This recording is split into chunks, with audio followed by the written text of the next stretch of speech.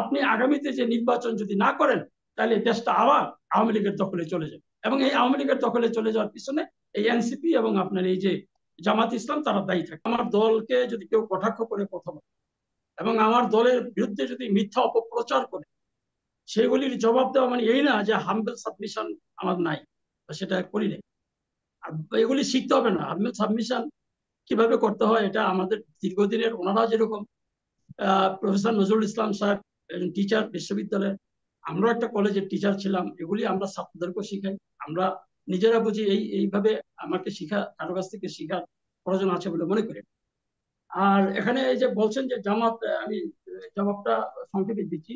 জামাত নিয়ন্ত্রণ করছেন আমি বলছি, কিন্তু ওনারা বলছেন যে জামাতের লোকেরা যে 3টা মানে শিক্ষা প্রতিষ্ঠানে চেয়েছেন, সেটা আবার আমাকে কটাক্ষ করে বললেন যে আমি নিয়ন্ত্রণ করি। এটা ভুল, আমি নিয়ন্ত্রণ করি না। এখানে ইউনূস যখন বলছেন যে এখানে তো বিএনপির সেলিম ভাই সাহেব তো কারোর পক্ষে বলেন, আপনারা কেন আসছেন এখানে, তাহলে ওনার সাথে কথা বলুন। আমি বলছি যে এখানে আপনার বাড়ি কোথায়? বাড়ি হলো দেবিদ্বার। তো দেবিদ্বারে আপনি এই এলাকায়? তো বললো যে আমরা 3টা লোকে চাই।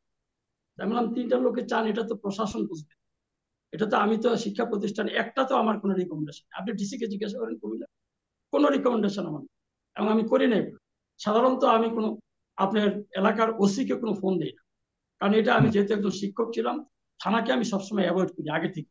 বিএনপির আমলেও আমি পেশাজীবীদের একটা শীর্ষ পর্যায়ের নেতা ছিলাম। মাহমুদুর রহমান সাহেবের পরে ডক্টর জাহিদ মাহমুদুর রহমান সাহেবের পরে ছিলাম আমি, এটা সবাই জানে। তো সেখানেও কিন্তু আমি আমার পাওয়ার এক্সারসাইজ করি নাই, মানে পাওয়ার বলতে ওই সময় তো ছিল আমি বললে কথা শুন, সেগুলি করি নাই। এটা হলো বিষয়টা, এটাকে ভুল ব্যাখ্যা। এই যে আপনার ভুল ব্যাখ্যার পরে জবাব দিলেই বলবে যে ওনার সাবমিশন হাম্বেল না। জনগণ বুঝবে আমাদের সাবমিশনটা হাম্বেল কিনা, এটা জনগণ বুঝবে, ভোট দেন না। আরে ভোট হইলে বুঝবেন যে আমাদের জনগণ চাই যে 2জন মনির হোসেন আর একজন কে চাইছে, কে বলছে। তা এটা আপনার ভোট দেন, ভোটে অসুবিধা কোথায়? আপনারা আসেন না। জনগণ কি আমাদেরকে চাচ্ছে, নাকি আমাদের আচার আচরণে অসন্তুষ্ট তারা? সেটার জবাব জনগণ দেবে। আমরা যখন নির্বাচনে যাই, জনগণ আমাদের ভোট দিবে না যে আপনাদের আচরণ ভালো না, সুতরাং আপনাদের ভোট দিব না। আমাদের সিনিয়র লিডারদের নিয়ে ওনাদের আপত্তি, সিনিয়র লিডারদের নিয়ে আপত্তি। আপনার এরকম অনেক সিনিয়র, আমি জামাতের অনেককে দেখি বক্তৃতা দেয়, গলা ফাটায় ফেলায়, হ্যাঁ, এবং এই সরকারের পক্ষে বলে আর নির্বাচন দেওয়া যাবে না বলে। ওগুলি কি হাম্বল সাবমিশন? আসলে টকশোতে যারা যে বলে, নিরপেক্ষ থাকার চেষ্টা করলে আমরা তো বুঝি কে কোন লাইনের কথা বলে।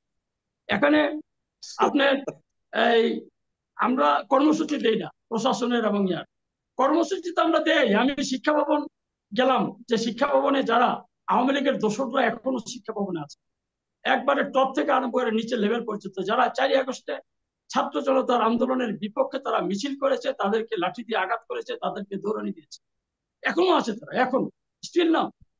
খালি একটাকে ডিজিকে যারা করা হয়েছিল আওয়ামী লীগের যে সমস্ত তার বিষয়ে যে ইয়াটি ছিল, এখানে মনে হয় সমন্বয়করাও আসছিল, যার জন্য আমার এটা ত্বরান্বিত হয়েছে, তাকে এখান থেকে বিদায় করে দিয়েছে ডকুমেন্টারি। এখন এখন যারা আছে তাদেরও বহু ডকুমেন্ট আছে। এখন আশ্রয়টা দিচ্ছে কে? এই জামাত ইসলাম। এই এই যে প্রশাসনের লোকদেরকে আশ্রয় দিচ্ছে কে? জামাত ইসলাম। বলে আমরা আপনাদের সাথে আছি, আপনারা, হ্যাঁ, যে মানে তাদের সব রকমের সহযোগিতা। আর ওনারা বিভিন্ন রকমের ওই প্রসঙ্গে আমি যাচ্ছি না, এই প্রসঙ্গগুলি মনে হয় টকশোতে আলোচনা করা ঠিক হবে না। তারা যেভাবে আপনার, ওনারা খুব নৈতিক শিক্ষা দেয়। ওনারা যে বলে যে জামাত ইসলাম করলে নাকি ভেস্তে যাওয়া যায়, ভেস্তের টিকিট নাকি ওনারা দেয়, এই সমস্ত কথা পত্রিকা আসছে তাদের কথা। এখন ফেসবুকে আমরা দেখতে পাচ্ছি, এটা দোষের কিছু না। দোষ হলো সব বিএনপি সব শেষ করে বলে না, বিএনপির আচরণ ভালো না, বিএনপি সহ্যশীল দল না, এই হলো তাদের বক্তব্য। তাদের মানে মানে কিছু কিছু লোকের সুশীলরা এই দেশে আওয়ামী লীগকে এতদিন টিকে রাখছে, সুশীল। এখন আওয়ামী লীগ যখন গেছে, আওয়ামী লীগের সুবিধাবাদী অনেক সুশীল আছে যারা আওয়ামী লীগের সুবিধাবাদী। এখন আপনি যান, খবর নেন সাগর ভাই, আপনি 100 লোককে ইন্টারভিউ নিয়ে দেখেন প্রশাসন, এই তাদেরকে শেল্টার দিচ্ছে সমস্ত। উনি ফারুক ভাই যে বলছেন যে আমরা কেন আন্দোলন করি, আমরা আন্দোলন করছি। আমরা তাদের ব্যাপারে বারবার শিক্ষা মন্ত্রণালয়ে, আমি এবং ডক্টর জাহিদ, আমাদেরকে বলা হয়েছে শিক্ষা মন্ত্রণালয়ে এগুলি কি হচ্ছে আপনারা দেখেন। আমার দল থেকে আমি গেলাম, আমার চেয়ে সিনিয়র লিডার নিলাম ডক্টর জাহিদ সাহেব এবং আমি। আপনার ওই যে একজন উপদেষ্টা ছিল ওয়াহিদুদ্দিন মাহমুদ স্যার, উনি সপ্তাহে 5 দিনের মধ্যে অফিস, 5 দিনের মধ্যে 4 দিন উনি অসুস্থ, উনি অফিসে যাইতে পারেন, হসপিটালে কাটায়। ওনাকে এনে দিয়েছে শিক্ষা উপদেষ্টা, যে শিক্ষার বেহাল অবস্থা। এরপরে আপনার সচিব যাদেরকে দিছে, তারা জামাতের বিভিন্ন জায়গায় আপনার জামাতের উপদেষ্টা বা এ ধরনের কিছু। এইভাবে আপনার সবকিছু এখন শেল্টার দেওয়া হচ্ছে। আপনার এই জামাত ইসলাম শেল্টার দেয়, এনসিপি শেল্টার দেয় তাদেরকে, আওয়ামী লীগকে এইভাবে শেল্টার দিয়ে আপনি আগামীতে যে নির্বাচন যদি না করেন তাহলে দেশটা আবার আওয়ামী লীগের দখলে চলে যাবে। এবং এই আওয়ামী লীগের দখলে চলে যাওয়ার পিছনে এই এনসিপি এবং আপনার এই যে জামাত ইসলাম তারা দায়ী থাকে। এবং সেই জন্যই আমরা চাচ্ছি যে ভোট যদি মানুষকে ভোটের অধিকারটা যদি ফিরিয়ে দেয়, হাসিনার বিরুদ্ধে আন্দোলন করেছি আমরা রাজপথে ভোটের অধিকার ফিরিয়ে আনার জন্য। এরপরে ছাত্র জনতা আন্দোলন করেছে, তাদের কোটা অধিকারের জন্য আন্দোলন করেছে। সেখানে আমরা কোটা অধিকারটাকে সামনে যখন নিয়ে আন্দোলন করেছে, আমরা মনে করেছিলাম ছাত্রদের আন্দোলনটা ন্যায্য ন্যায়সঙ্গত আন্দোলন, সে আন্দোলনকে আমরা সহযোগিতা করেছিলাম, সব দিক থেকে আমরা সহযোগিতা করেছিলাম। এখন এই ভোট যদি না হয়, ভোটের পরিবেশ যতই দিন যাবে ততই ভোটের পরিবেশ নষ্ট হবে। এবং এখানে আওয়ামী লীগের ষড়যন্ত্রগুলি, আপনার অন্যেরা আওয়ামী লীগের সাথে, আওয়ামী লীগ অন্যদের সাথে যোগ দিয়ে এটার পিছনে ষড়যন্ত্র করে ভোটটাকে আপনার, ষড়যন্ত্র কথা বললে সমস্যা কি?